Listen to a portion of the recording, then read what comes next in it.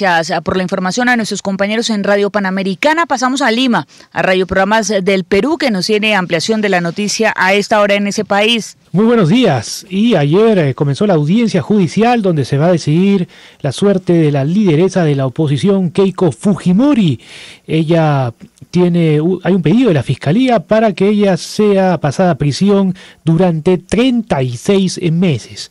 En la sesión de ayer, la discusión la ocupó íntegramente los cargos del fiscal José Domingo Pérez contra Keiko Fujimori. El fiscal se centró en intentar demostrar la financiación irregular que el partido Fuerza Popular de los Fujimori llevó en la campaña presidencial del año 2011. La audiencia duró más de 13 horas y va a continuar el día de hoy a las 10:30 de la mañana. Es Keiko Fujimori y otros 11 involucrados en este presunto caso de lavado de activos. La fiscalía ha pedido 36 meses de prisión preventiva para todos ellos mientras continúa y desarrolla la investigación. La situación es bastante crítica. Hoy puede conocerse si finalmente Keiko Fujimori va a prisión preventiva.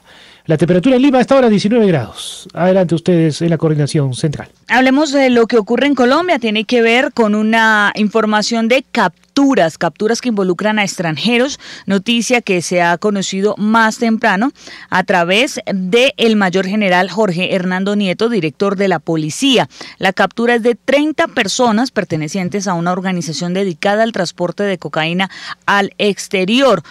El modus operandi era que una persona podría incluso llevar en un solo viaje más de 60 kilos de cocaína.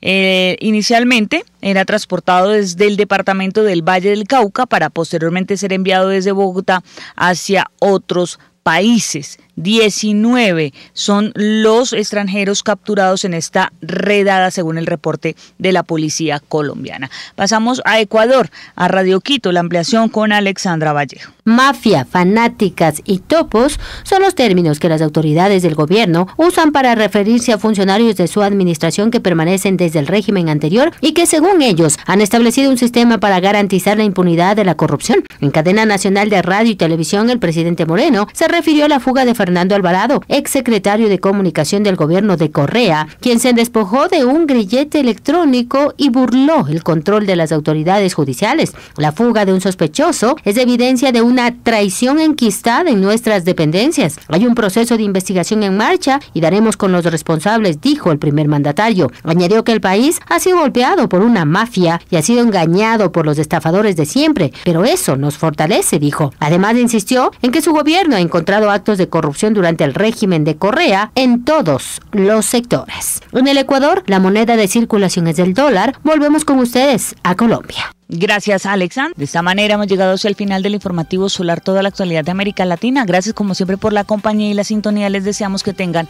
un excelente día.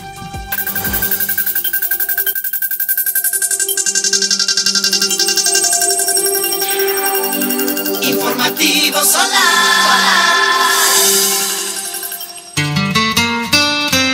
RCR 750 AM, porque lo bueno une. El siguiente programa de opinión contiene elementos de lenguaje, salud, sexo y violencia que pueden ser escuchados por niños, niñas y adolescentes sin supervisión de sus madres, padres, representantes o responsables. RCR presenta Aquí se habla libertad, con Pedro Urruchurtu.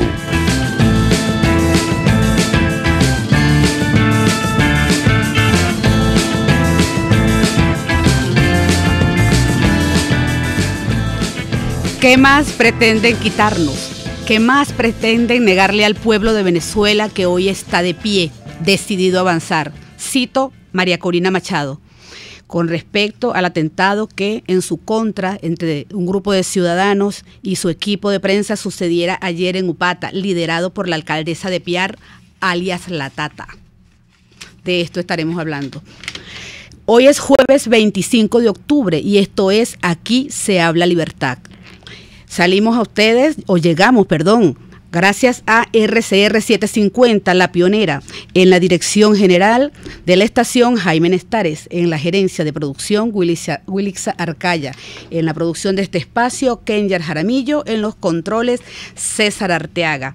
Y nuestros puntos de información, 0212-482-9750. Dilo 346, costo bolívares 1 más básico más IVA. El Twitter de la estación y el Periscope igual, @RCR750. Y recuerden vernos por rcr.tv porque somos la radio que se ve.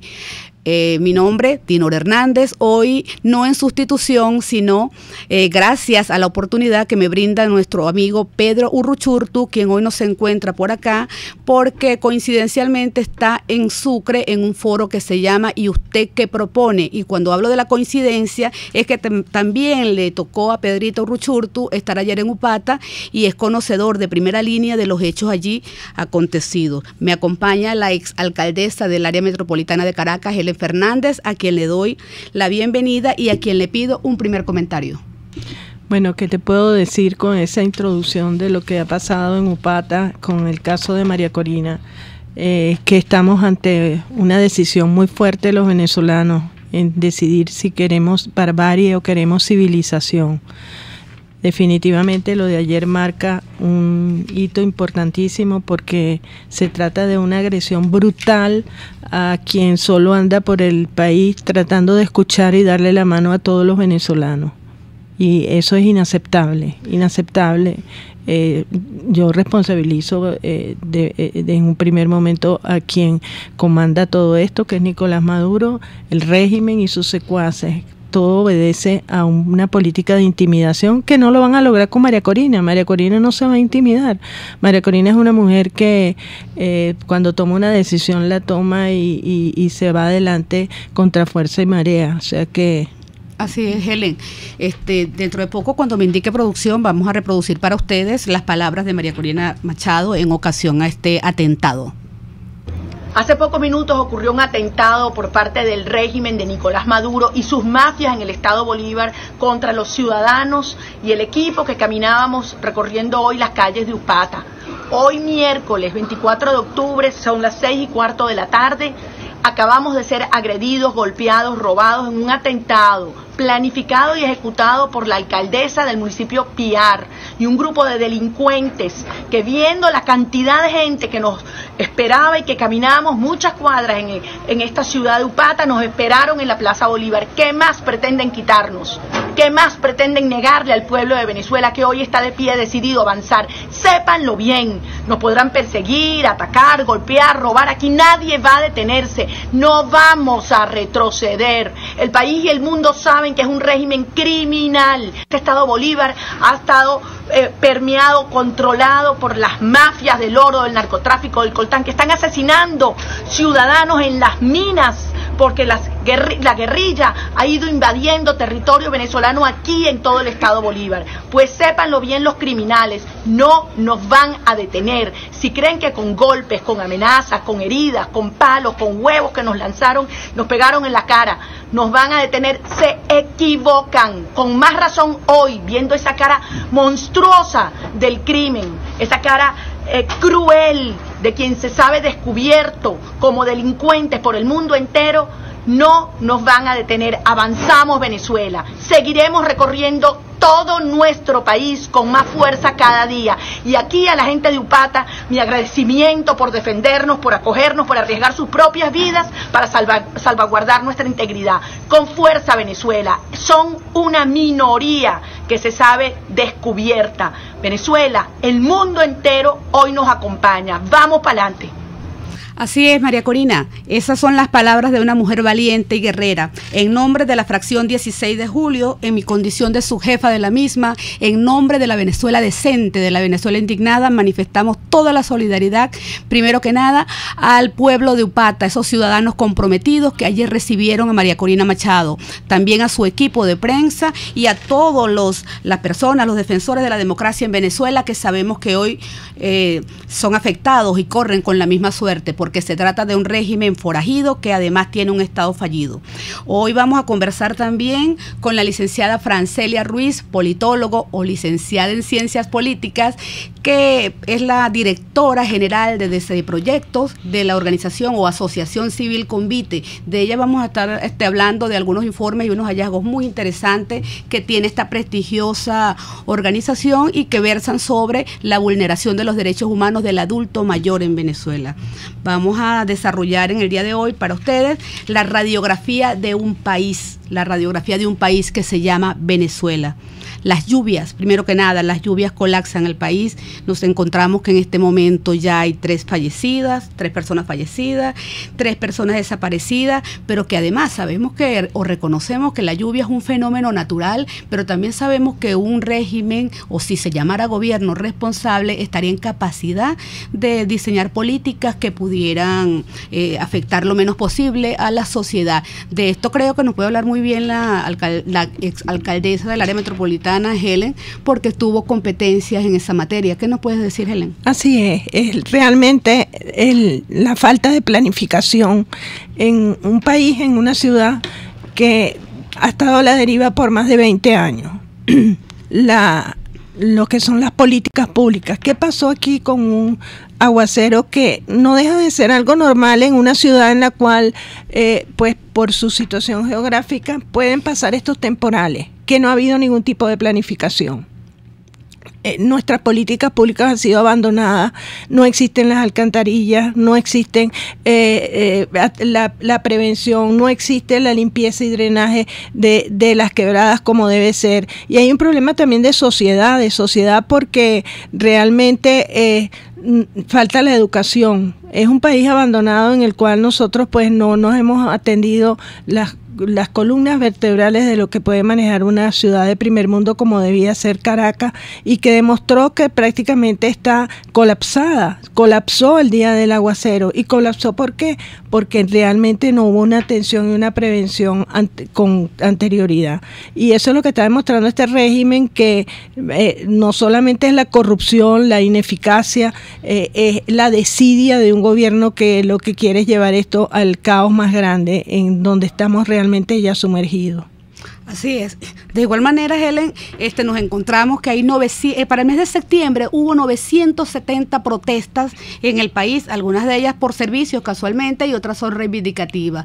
En el tema de servicio, yo viajé recientemente a Yaracuy y yo me calé el apagón de 10 y de 16 horas y hay que ver lo impresionante, la gente tratando de comprar hielo para conservar los pocos alimentos que tiene. De manera que es un país que está lamentablemente colapsado, porque quienes se robaron el dinero para ejecutar o acometer este tipo de obras de mantenimiento, pues ahora que lo tienen en su bolsillo no quieren sacar medio y juegan a la quiebra deliberada del sistema de servicios en Venezuela.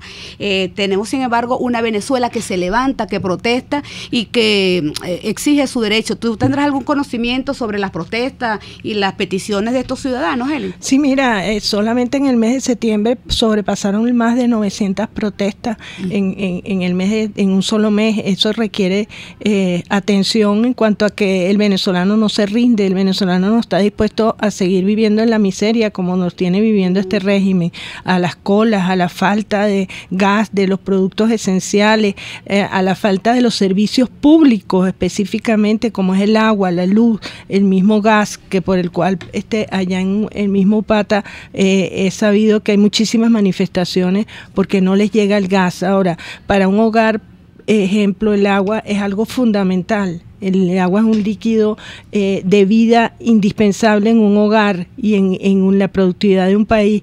¿Y qué es lo que está pasando? Que no ha habido mantenimiento y que tenemos que hacer un recuento de todo lo que tenemos en deterioro para entender que tenemos que reconstruir esta ciudad y avanzar a lo que es el quiebre de este régimen. Un régimen que no ha dado ningún tipo de resultado y que lo que nos ha llevado a una crisis humanitaria de la índole en la cual estamos. La ciudad colapsó, la ciudad pues se vio en emergencia total y yo creo que esto inclusive es inducido porque quieren mantenernos sumisos ante un régimen que lo que le queda es meterle miedo a la gente y mantenerlos arrodillados, cosa que el venezolano no está dispuesto a permitir. Ellos arremeten, si tú protestas ellos arremeten, pero mientras tanto la comunidad internacional sigue presionando y se destapó la olla de los Mexiclac. El negocio del hambre. La Procuraduría de México ya hizo sendos informes y estudios en los cuales ya determinó que se vendieron productos de mala calidad y productos con sobreprecio. La pregunta es, ¿y el diferencial de eso en manos de quién quedó? ¿A qué bolsillo fue a parar? Bueno, ahí tienes tú el OCLAP, es todo lo que estamos viendo a través de PDVSA con la corrupción. Es un régimen que son mafias que solo nos han llevado a entregar el país económicamente, culturalmente y socialmente. Y por eso tenemos esta diáspora tan grande. Vamos a hablar de la diáspora también, Helen. Sí. Cuando el hambre es un negocio en Venezuela, se llama Nicolás Maduro, el gran negociante de los Mexiclac. Y bueno, uno más se suma a Alemania a la denuncia de la Corte Penal Internacional y nos complace gratamente que la comunidad internacional siga respaldando fuertemente a Venezuela. Con ello, Helen, hablemos precisamente de la diáspora. Fíjense, la diáspora es resistencia, la diáspora es triunfo, pero lamentablemente la diáspora también es muerte. ¿Cuántos connacionales han muerto? Y aquí me detengo para decir que recientemente en el estado Táchira, al cruzar el río, hubo 8 fallecidos por inmersión y que no son los primeros además, pero me detengo porque allí muere un joven de nombre Kerwin Calvetti. Kerwin Calvetti es del estado Yaracuy, de mi pueblo, de Guama, y fue enterrado recientemente. Un joven de 32 años, licenciado en deporte, con 2 hijos, que fue a buscar un futuro mejor. Se fue, dijo una de sus primas, me dijo, se fue hace 8 días y lo trajeron hace 8 días. Ya en una urna, se fue con sueños y regresó en una urna. Eso en realidad fue lo que me dijo exactamente. La diáspora también tiene problemas con los pasaportes, Helen, porque pagan $200 además, pero los ponen a esperar su pasaporte y se encuentran en situación de ilegalidad, lamentablemente. Y bueno, Angelina Jolie, una actriz de Hollywood norteamericana que tuvo a bien, delegada, en este caso embajadora de Naciones Unidas, acercarse a Perú y conocer el drama de los ciudadanos venezolanos. Se expresó como muy conmovida por la situación. ¿Qué me puedes decir de eso? Sí, mira, hablaste de los pasaportes. Esa es una situación que abarca a todos los venezolanos, a los que están afuera, a los que estamos acá, que no tenemos la seguridad de pues poder acceder a nuestros simples documentos de identificación. Es lamentable que pues tengamos que aceptar como venezolanos ayuda extranjera para que puedan de alguna manera solventar los problemas que debería solventar el Estado. Y simplemente no nos queda más que seguir luchando para entender que esto no se soluciona sino con el cambio del régimen. No tiene otra salida, porque está visto que el régimen nos quiere conducir a todas estas cantidad de obstáculos para mantenernos simplemente al margen de lo que puede ser la respuesta ciudadana. Así es, Helen. Hago una precisión por si hablé de otro apellido. El joven muerto en la frontera al cruzar el río es Kerwin Calvetti. Hasta él en Guama, en mi Guama natal, solidaridad para su familia, para su esposa, para sus hijos y para todos quienes tuvimos el privilegio de conocerlo. También solidaridad con los familiares de los fallecidos por el naufragio en Aruba. Son venezolanos que están perdiendo la vida porque buscan un destino mejor y lamentablemente su patria hoy se los niega. Helen, no dejemos de hablar, vuelve el diálogo, pero ahora por la baranda. ¿Qué te parece? Parece que lo de Zapatero es que o dialogan. Ahora regresó el diálogo con el grupo Boston. ¿Tú sabes desde cuándo estamos nosotros en el diálogo? Desde el año 2003 estamos nosotros con este cuento del diálogo.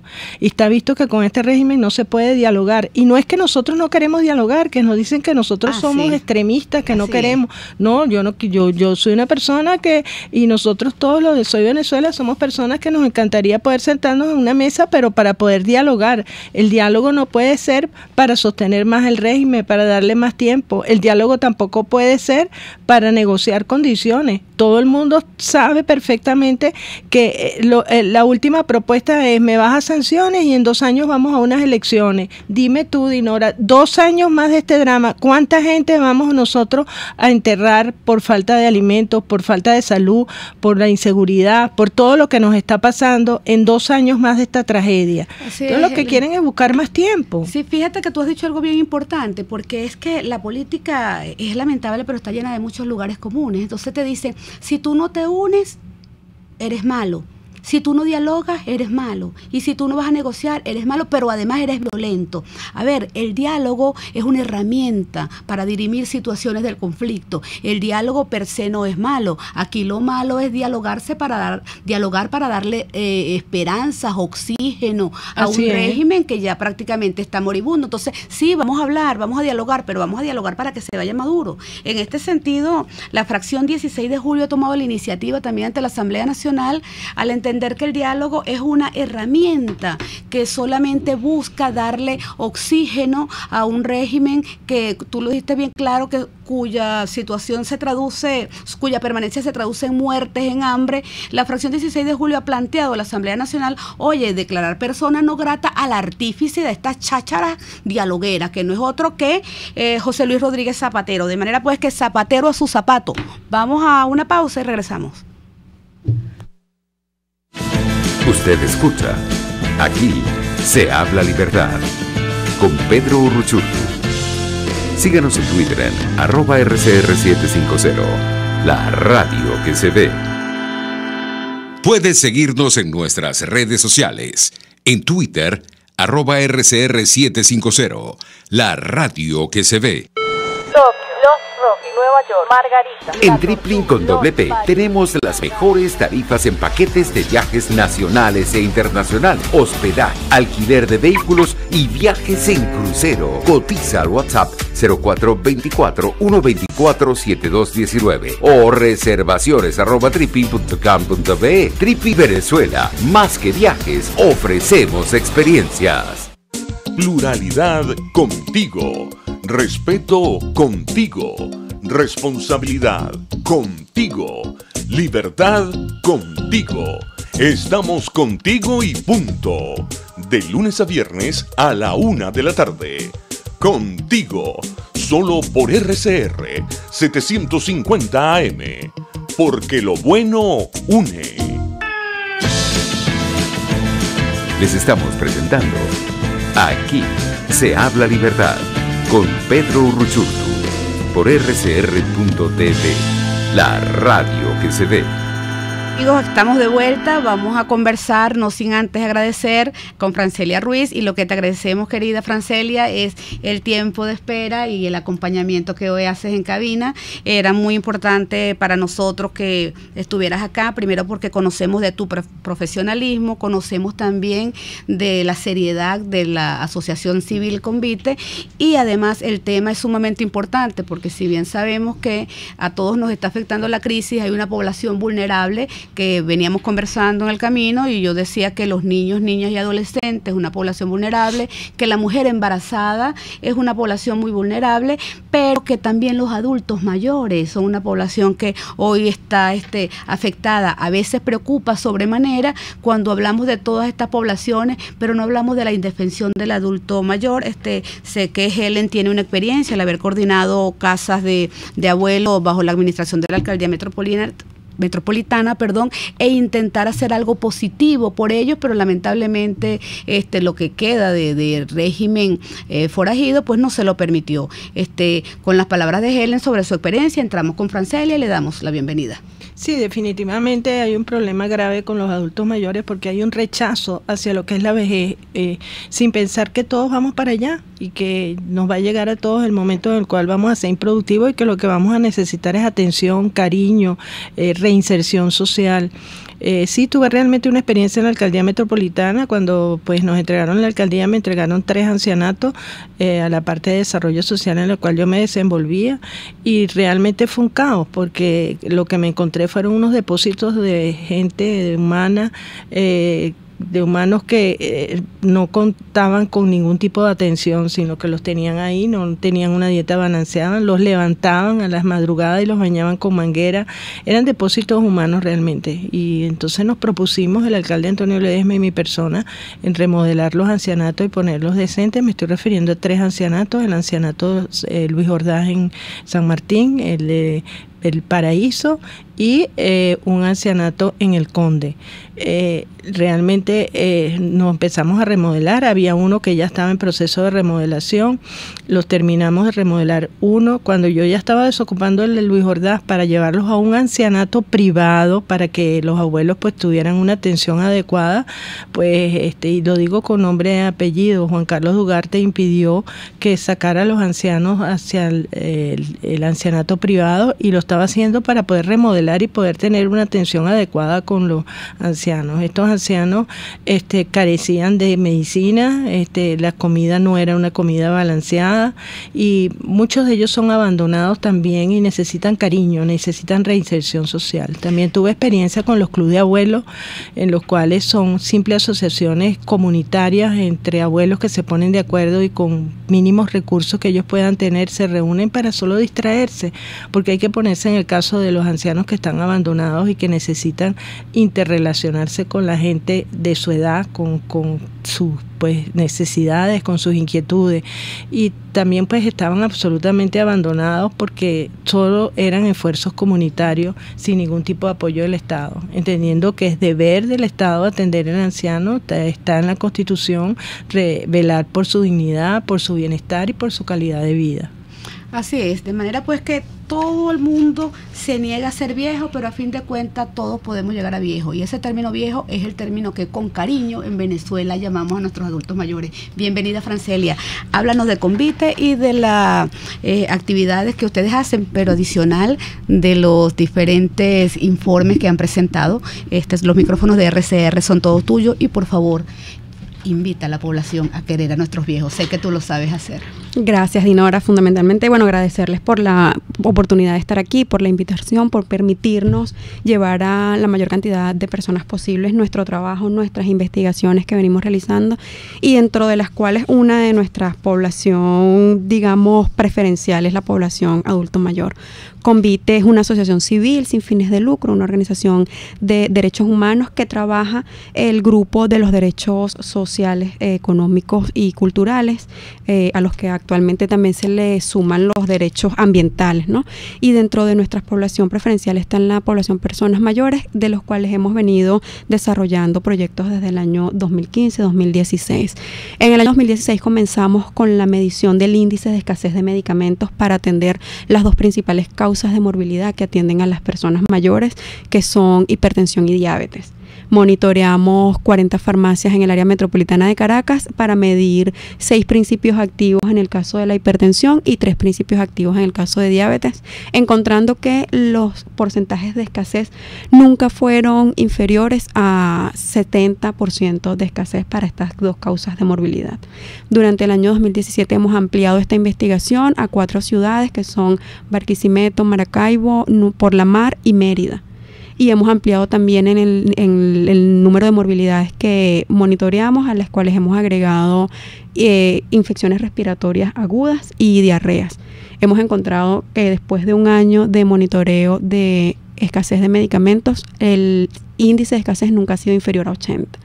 Y tenemos que las dos poblaciones que sufren con mayor crudeza los embates de la emergencia humanitaria compleja, que son las personas mayores y los niños, niñas y adolescentes, han visto como las causas de las que más se enferman no tienen medicinas en el país. Es impresionante, Francelia. Aproximadamente, ¿cuál es el número de la población del adulto mayor en Venezuela y cuáles son las proyecciones? Bueno, actualmente tenemos 2 millones, un poco más de 2 millones de adultos mayores, 2.600.000, 2.700.000 personas mayores en Venezuela. Además, vamos a envejecer. O sea, vamos a seguir envejeciendo. Venezuela es un país que en este momento está, y lo digo con toda la responsabilidad, desperdiciando su bono demográfico. Actualmente ya los jóvenes que estamos en edad productiva, bueno, vamos caminando ese sendero hacia la adultez mayor o la tercera edad, como también le llamamos, y actualmente los jóvenes que están produciendo o que están desarrollando actividades comerciales están siendo bachaqueros o mototaxistas. Y entonces no estamos en este momento preparándonos para envejecer. O sea, cuando nos llegue el momento de retirarnos, ¿qué ahorros podemos tener? ¿Qué posibilidades de garantizar la salud, la supervivencia, la vida, la calidad de vida vamos a tener cuando nuestros jóvenes saben que no tienen futuro? Francelia, en honor a la verdad, antes de que nos puedas decir cuáles son los hallazgos de los informes, yo creo que hay que hacer un acto de introspección y reconocer que en Venezuela nunca ha existido un plan de envejecimiento. Aquí todos estamos envejeciendo y lamentablemente la vejez en Venezuela está estigmatizada. Aquí inclusive en el lenguaje político, en el argot político, cuando se trató de diferenciar que estos van a liberar el país porque son jóvenes y estos no porque son viejos, ya cuando una persona mayor de la política llamaba a reflexión, te decían, bueno, ¿qué va a saber ese viejo? ¿Qué va a saber ese viejo? Ciudadanos, inclusive, yo lo escuché en voz de diputados, personas que por su juventud de alguna manera señalan que nosotros, los contemporáneos, los adultos mayores, ya no tenemos nada que aportar. Entonces, ese estigma de la vejez en Venezuela está internalizado y aquí hay que hacer un cambio. Aquí sí vale la pena una revolución para que pudiéramos nosotros sincerarnos y diseñar políticas que nos digan cuál es el escenario al que vamos, porque a fin de cuentas no se trata solamente de proteger al adulto mayor de este momento, sino proteger lo que va a ser tu vida dentro de 10 años. Helen, ¿qué piensas al respecto? Que es un problema muy serio porque eso va creciendo y la economía informal, que es lo que nos ha llevado a la crisis en que estamos sumergidos, lleva a un aumento en lo que es la vejez sin ningún tipo de soporte social que lo sostenga y lo mantenga. Y tenemos que planificar ya lo que va a ser una ciudad que va a tener más adultos mayores que jóvenes o niños. Y definitivamente nosotros no estamos planificando esto. Así es. Estamos en una situación país, y yo sé que esto lo hemos dicho varias veces, pero estamos en una situación de emergencia. A mí me gustaría, Francelia, que nos explicara por qué se ha denominado esta situación emergencia humanitaria compleja y no crisis, y que tú me digas cuáles son esos informes que ha preparado Convite y cuáles son sus principales hallazgos. Bueno, Dinora, hay varias cositas, ¿no? Uno que nombraste por allí, el Plan Nacional de Envejecimiento. Definitivamente no existe un plan de envejecimiento en Venezuela. No son prioridad para los que detentan el poder en este país. Las personas mayores no les importa garantizar la supervivencia de las personas mayores, garantizar la vida, la salud y todos sus condicionantes de las personas mayores, y no existe. Y sin embargo tuvo el representante del Estado a bien decir en el último periodo de sesiones de la CIDH, donde además Convite participó en una sesión histórica para Venezuela, porque es la primera vez que se concede a Venezuela una audiencia para tratar el tema de los derechos humanos de las personas mayores. ¿Dónde se celebró, Francelia? Se celebró en Boulder, Colorado. Bien. El 4 de octubre, nuestro director general, Luis Francisco Cabezas, participó y presentó el informe sobre la situación de los derechos humanos de las personas mayores en Venezuela, y en esa audiencia tuvo el representante del Estado a bien decir que, bueno, que en el Plan Nacional de Derechos Humanos existe o se trata el tema de las personas mayores, y es mentira. Nosotros nos hemos dedicado a revisar el Plan Nacional de Derechos Humanos y someramente por allí nombran algunas veces a las personas mayores, pero ni siquiera en los determinantes de discriminación. ¿Sabes qué, Francelia y Helen? Para ellos, adulto mayor es igual a bono, eso, o pensión. Es importante destacar también que es un hallazgo y fue una de los temas que presentó Convite en esta audiencia histórica. ¿Cómo denominaron el informe? Situación de los derechos humanos de las personas mayores en Venezuela. Es hablar de que para el Estado o para los que detentan el poder, los derechos humanos de las personas mayores se circunscriben al pago de una pensión, pero además hay que decir que es una pensión que no alcanza para satisfacer las necesidades básicas, mientras en otros países las luchas por los derechos humanos ya hablan de matrimonio igualitario, de derechos ambientales, de derechos tecnológicos. En Venezuela estamos ante una fuerte regresión en la agenda de derechos humanos y nosotros nos encontramos encontramos peleando como en los momentos revolucionarios de la historia por los derechos básicos que nos garantizan la supervivencia. Nosotros estamos luchando por vivir, nosotros estamos luchando por alimentarnos, por los derechos a la salud. En Venezuela hemos tenido una regresión importante en la agenda de derechos humanos y estamos ahorita en lo más básico de las exigencias vitales, digamos, ¿no? Entonces a las personas mayores, para el Estado parece que los derechos humanos son la pensión, una pensión, como les decía, que no les alcanza para comer, y si los viejos deciden comer, entonces no pueden comprar los medicamentos. Hoy en día una caja de losartán que alcanza para 15 días de tratamiento para un viejo, es importante aclarar que en Venezuela los adultos mayores son hipertensos, son diabéticos o ambos. Y hoy en día comprar una caja de losartán para un adulto mayor significa gastar el 30% de la pensión, en muchos casos más, para tener 15 días de losartán por los precios. Nosotros, el losartán es uno de los principios activos que en Convite monitoreamos, y sabemos que en ciudades como Mérida o Maracaibo, donde probablemente hay un mejor sistema de abastecimiento de medicinas, quizás por su posición de ciudades que están muy cercanas al mercado colombiano, donde hay medicamentos, entonces no los pueden comprar porque los precios son muy altos. Es importante lo que señalas. A mí me gustaría que al regreso de esta pausa nos hablaras un poco de la cifra, de los porcentajes que tenemos de adultos mayores afectados por esta situación en Venezuela. Vamos a una pausa y regresamos. Usted escucha, aquí se habla libertad, con Pedro Urruchurtu. Síganos en Twitter en @RCR750, la radio que se ve. Puede seguir nuestra programación a través de rcr.tv, la radio que se ve. Informe RCR presenta titulares. El Parlamento Europeo aprobó hoy una nueva resolución sobre Venezuela en la que pide una autopsia internacional por el caso del concejal Fernando Albán. El canciller español Josep Borrell recordó que su país no reconoce las elecciones donde Nicolás Maduro resultó reelecto, aunque sí afirmó que reconocen al Estado venezolano. Félix Gerardo Arellano, internacionalista y profesor universitario, calificó de positiva que llegue al país la próxima semana el estadounidense Jim Tall, experto en resolución de conflictos, para buscar impulsar un verdadero diálogo en el país. Sigo creyendo que la comunidad internacional está haciendo todo su esfuerzo. Esta actitud negativista venezolana de que nadie se ocupa, de que le somos indiferentes, es absolutamente falso. La comunidad internacional está haciendo mucho, lo está haciendo en todos los niveles. Hay momentos que pareciera un tsunami contra el gobierno venezolano, que se lo ha buscado, obviamente, porque cada día el gobierno genera una noticia peor que la otra, ¿no? De tal manera que la comunidad internacional no está actuando de manera indiferente, está ocupada, está preocupada, está trabajando. Y esta visita, pues me parece positiva porque puede aportar metodología. Yo creo que ambas partes, tanto el gobierno como la oposición, no manejan muy bien el tema de negociar. El gobierno es soberbio, es mentiroso, jamás ha creído en la negociación. Entonces, yo creo que lo que sí debe quedar claro es que no hay que generarse absolutamente ninguna expectativa.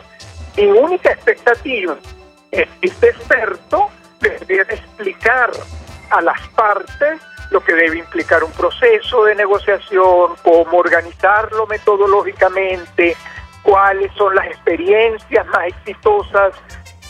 En internacionales, el Tribunal Supremo Español anunció hoy la apertura de un juicio oral contra los 18 procesados por la celebración del referéndum ilegal de independencia de la región de Cataluña del 1 de octubre del año pasado.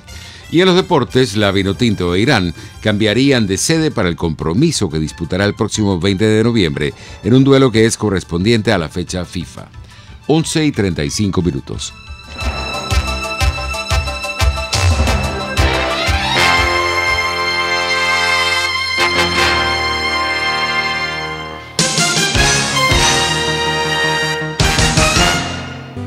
¿Quieres conocer de dónde provienen las repeticiones de experiencias en tu vida? Aprender a reconocer las emociones ocultas que te llevan a enfermarte. Francis Blanco, terapeuta especialista en bioneuroemoción, constelaciones familiares y análisis del transgeneracional, te tiene las respuestas a todas estas interrogantes. Contáctala en Instagram por @elhilodefrancis o en su correo electrónico elhilodefrancis@gmail o al 0424-111-1942. En RCR somos vanguardia. Toda la programación de tu RCR también la puedes seguir a través de la internet. Audio y video en tiempo real, noticias y mucho más. No te pierdas ni un segundo de nuestra programación. No hay excusa ni cadena que valga para que dejes de escucharnos. Ingresa a rcr.tv, la radio que se ve.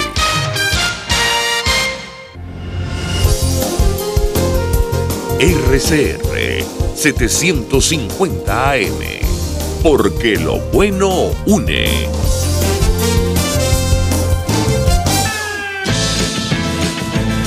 Les estamos presentando Aquí se habla libertad con Pedro Urruchurtu por rcr.tv, la radio que se ve. Amigos, estamos de vuelta. Esto es Aquí se habla libertad, el espacio de Pedro Urruchurtu, que no nos puede acompañar hoy. Me encuentro con la exalcaldesa del área metropolitana de Caracas, Helen Fernández. Me encuentro con Francelia Ruiz, directora de proyectos de la Asociación Civil Convite, y en los micrófonos para ustedes, Dinora Hernández, una servidora. Francelia, Helen, les voy a pedir que me dé un espacio de tiempo a Francelia, que estaba desarrollando un tema, porque quiero hacer un contacto con la licenciada Roselín García en el estado Yaracuy. Roselín tiene un contexto de la situación de Yaracuy muy importante, porque es un estado muy particular. En Yaracuy no hay comida, pero es la cuna de los CLAC. En Yaracuy no hay transporte, pero es la fábrica de Yutón. Y también en Yaracuy está la planta más grande de las empresas Smurfy Mocarpel, que es Smurfy Capa, perdón, y esta empresa es Mocarpel. Yo quisiera saber, conocer un poco con Roselín la situación de servicios, de transporte y de industrial, en este caso, del estado de Yaracuy. Buenos días, Rose, ¿cómo estás? Buenos días, diputada. ¿Cómo está? ¿Cómo estás? Toda la gente que lo acompaña. Y bueno, quiero enviarles un saludo muy especial a toda la gente que está en sintonía de su programa a esta hora. Muchísimas gracias, Roselín. El saludo es recíproco, es solidario para toda la gente de Yaracuy, que lucha, que trabaja, que resiste y que sobre todo es demócrata por convicción, entre los cuales te cuenta. Rosa, no sé si escuchabas la intervención. Yo señalaba que en Yaracuy es la cuna del CLAC, según la alcaldesa para aquel entonces, no sé si ahora, del municipio Trinidad, quien dijo, bueno, se jactó de ser la primera que empezó el reparto de bolsas de comida. Yo creo que es porque fuimos el primer estado que comenzó a pasar hambre. ¿Qué me puedes decir? Así es, Dinora. Bueno, muy clara tu primera intervención, exactamente con las palabras que utilizaste, así es la cuna de los CLAC desde el municipio La Trinidad. Es uno de los 14 municipios, por cierto, muy golpeados por este gobierno, y que por ser la cuna de los CLAC, de los comités locales de abastecimiento, también pasan las penurias y tienen que hacer protestas por doquier, casi a diario, para que les pueda llegar entonces la venta, porque es una venta clasificada de las cajas de los CLAC. Y es que no solo es eso, ya te decía que eran 14 municipios, Dinora, donde la gente tiene que salir a protestar día a día para que le presten atención sobre las precariedades, necesidades que tienen entonces acá en el pueblo yaracuyano. Nosotros acá en lucha diaria en cada uno de los municipios estamos con el problema del transporte, que si bien es cierto que es en toda Venezuela, aquí nos embate algo muy serio. Aquí está la planta Yutón, donde el gobierno nacional y el gobierno regional se jacta casi todo el tiempo de decir que aquí está la planta, que aquí se fabrican los yutones, pero el pueblo del estado Yaracuy vive esa precariedad tan urgente como es la falta, la ausencia de transporte público. Las famosas perreras día a día se ven por doquier, así haya lluvia, así haya sol, la gente está desasistida y bueno, más que todo ahorita con el inicio del regreso de las clases. Entonces lo que sufren más son las familias, las madres que tienen que llevar a sus hijos, pero no todo es solamente el transporte, el tema del agua también es muy difícil acá porque hay zonas muy vulnerables, en el caso del municipio Cocorote, donde por cierto quiero agradecer la visita de los diputados de la fracción del 16 de julio, a quien también representas allí en la Asamblea Nacional, por haberse abocado al llamado tan necesario que hubo en este municipio, donde la gente, los vecinos, están cansados de denunciar a Aguas de Yaracuy, a la alcaldía de este municipio, porque hacen caso omiso a la misma. Hay una gran cantidad de gente preocupada por el desbordamiento de aguas servidas, aguas negras, donde han ocasionado enfermedades muy graves de salud pública, como enfermedades de la piel, y bueno, niños que han sido hospitalizados, y en este caso el presunto fallecimiento de unas personas que estuvieron allí también en esta zona, y que por la contaminación que hay allí, bueno, perdieron la vida, Dinora. Sí, Rosely, muy completo este reporte que nos das del estado de Yaracuy. Yo quiero agradecer tu reconocimiento también a la fracción 16 de julio y su trabajo, tal como lo señala, la fracción 16 de julio está en la calle y estuvimos en la comunidad de San Jerónimo. Antes de hablar de esta experiencia en la comunidad de San Jerónimo, donde también estuviste, yo quiero recordarle a la audiencia que estamos conversando con Roselyn García, quien, además de una ciudadana que le duele su nativo estado, Yaracuy y toda Venezuela, es periodista, es comunicadora social. Rose, estuve en Yaracuy, como te decía, en estos días, y yo pues viví el apagón de 10 y el de 16 horas. También la luz es todo un tema allí, ¿no? Sí, bueno, eso es terrible, Dinora, lo que está ocurriendo acá en el estado de Yaracuy, apagones de 10, 14, hasta 20 horas. Gente que de verdad está pasando estas penurias, los comerciantes han perdido sus enseres, han perdido cantidad de dinero en sus mercancías por culpa de esta ineficiencia tan grave que hay acá en el estado de Yaracuy con el tema de la luz eléctrica. Yo quisiera también, aparte de eso, Dinora, y perdona que me salga un poquito del contexto de la entrevista, porque era para iniciarla, pero bueno, como estamos en una y en otra cosa, sí, es la solidaridad que quiero hacer pública con relación a lo que le sucedió a María Corina Machado y a su equipo de trabajo el día de ayer en horas de la tarde en su visita a Upata, en el estado Bolívar. Es solidaridad de verdad ante esta arbitrariedad tan cobarde. Y la solidaridad es extensiva, por supuesto, de parte del Partido Convergencia en el estado de Yaracuy, de la coalición Unidos por Yaracuy. Estamos sumamente preocupados por todas las arbitrariedades que están sucediendo entonces con algunos líderes políticos, y en especial, bueno, en este caso con esta mujer que es gran luchadora a favor de los venezolanos, Dinora. Gracias, Roselyn. En nombre de 20 Venezuela, de Soy Venezuela, te agradecemos la solidaridad. Y fíjate que no te sales del tema, porque en realidad ese atentado contra María Corina Machado, los ciudadanos upatenses y su equipo de trabajo, es la respuesta que tiene el régimen a todo aquel que protesta, que está en la calle, y precisamente María Corina Machado estaba en protesta, en caminata de protesta por la situación de país.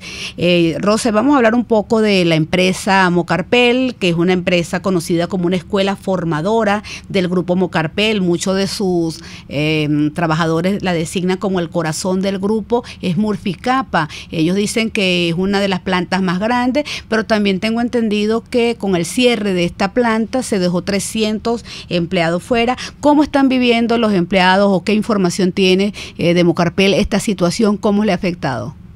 Bueno, efectivamente, tú estás diciendo, son cientos de trabajadores, específicamente en empleo directo, 350 trabajadores que quedaron sin su sustento de trabajo, y más de 300 también empleos indirectos. Es decir, estamos hablando de miles de familias en el estado de Yaracuy que quedan sin este sustento. Eso fue, Dinora, para que toda la gente de Venezuela nos escuche, eso fue el 23 de agosto aproximadamente, donde el gobierno nacional primero hace una toma preventiva de lo que es Muscicapa Venezuela, y bueno, ya metiéndose con el Sunden en sus derivados en las otras plantas a nivel nacional.